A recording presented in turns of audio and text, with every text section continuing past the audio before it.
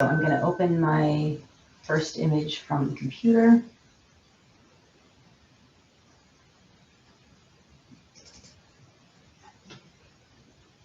And then I'm going to open and place the second image.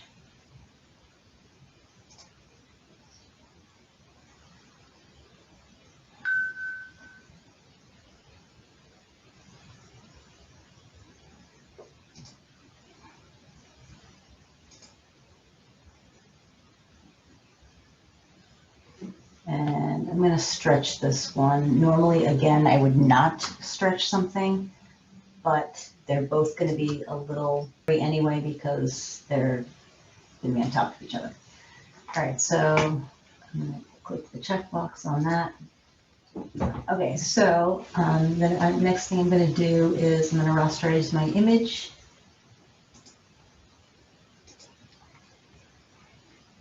And a layer mask. So I'm going to click down here where it looks like a rectangle with a circle in the middle, and I'm going to make a layer mask. You want to make sure that you're on that mask.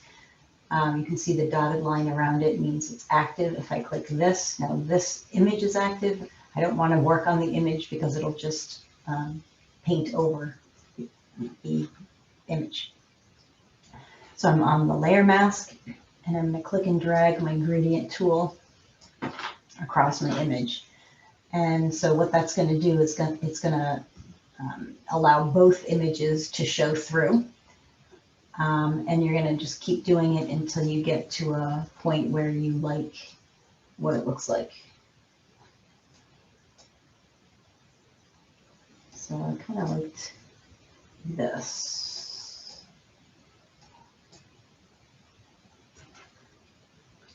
And all right, so I like this, and I'm going to just play with it a little bit. So for the most part, I can deal with that.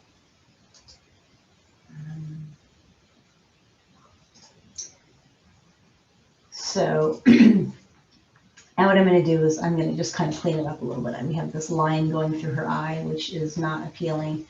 And this, the hood up here, and then I'm going to crop it to make them both the same size. So I'm going to go make sure I'm back on my gradient area on my layer mask. And then to clean it up, you can paint with the paintbrush back into the image. So I can either paint this image completely in, or I can paint this image completely in, depending on which color you're painting with. So I'm going to start with white. And so the white is going to bring this, the little girl image in.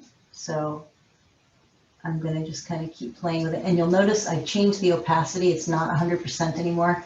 I changed this to 63, and I changed the flow to 33. You can play with those if you find that it's erasing way too much or way too quickly. So this is at 100%. So if I were to, that's going to leave a really strong area. I don't know that I really want to do that because then I have to blend it into the rest. So I'm going to step backward, and I'm going to change this back to, 63 around there. The flow could be less.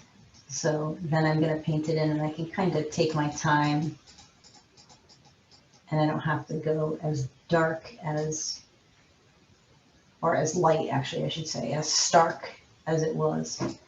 So I definitely want to get rid of this line through her face, though. See, right, that line right there, I think that was too much. So I'm going to step backward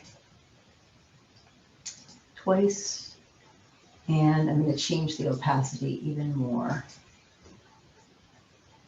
So I just want this obvious area, patch of blue, to go away.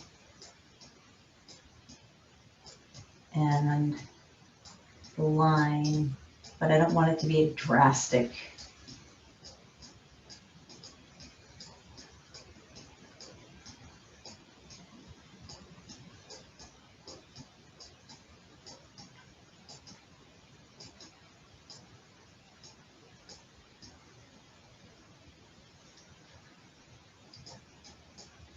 right, so that's all good. Now this woman's face, so actually I'm going to clean up this car a little bit.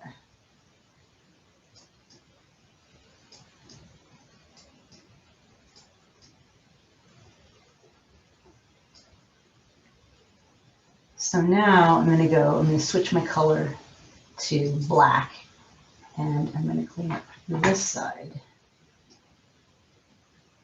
Again, my flow and opacity is pretty low, so it might take a couple passes, and my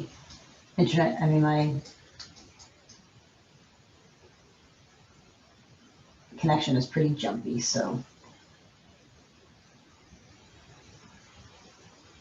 All right, so just want to get the kind of weird light off of her face. All right, so that looks good. And I actually down here want to paint her.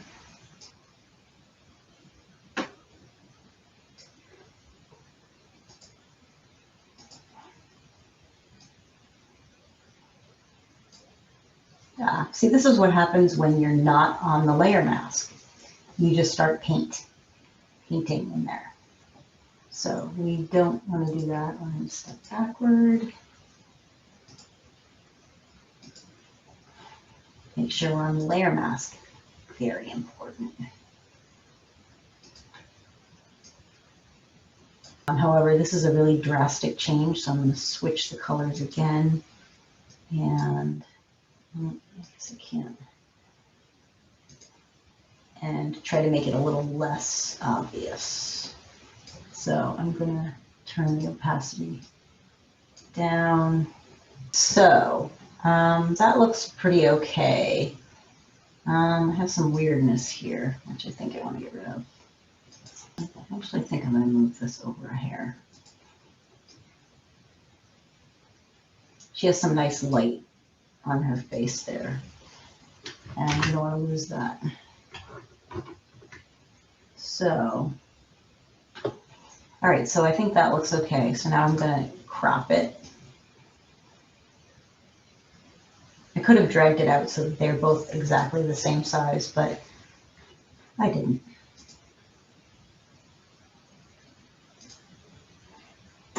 And then we're going to flatten it. So I'm going to right click and flatten image. And then I'm going to save that as a JPEG.